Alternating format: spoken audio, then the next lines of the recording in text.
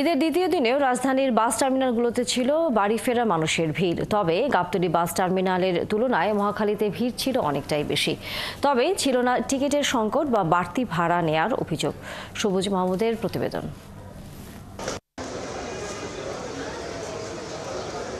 যারা ঈদের আগে ছুটি পাননি কিংবা ভিড় এড়াতে পরের দিন বাড়ি যাওয়ার সিদ্ধান্ত নিয়েছেন, আজ তারাই বাড়ির পথে।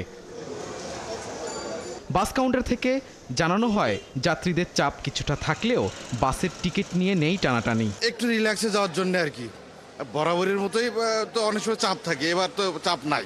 ঈদের পরের দিন গেলে একটু ইজি হবে এবং মোটামুটি পরিবর্গ নিয়ে একটু সহজভাবে ঘুরে আসা যাবে। গাড়িগুলি সব খালি, এখন গাড়ি পরিবেশে গাড়ি সব নিয়ে এসে গাড়ি খালি নিয়ে দাঁড়াই আছে সবাই।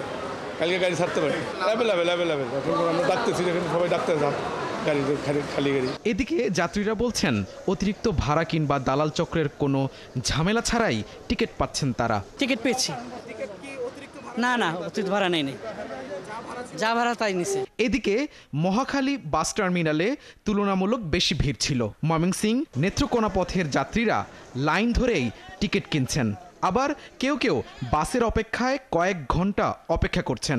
আমি সকাল 7টার দিকে এখানে আসছি, এসে আমি 36 নাম্বার গাড়ির সিট পাইছি, তো এখনো পর্যন্ত 29-30 চলতেছে। অথচ দেখেন ইউনাইটেডে কিন্তু অনেক গাড়ি এখানে লাইনে আছে, হয়তো তাদের কোনো সমস্যা আছে, এজন্য কিন্তু গাড়িগুলো লাইনে থাকা সত্ত্বেও আমরা কিন্তু ভোগান্তিতে আছি। আমি তো ভাবছিলাম আজকে মনে হয় ভিড় হবে না, সবাই ঈদের আগেই চলে গেছে, এখন তো আজকে অনেক ভিড়।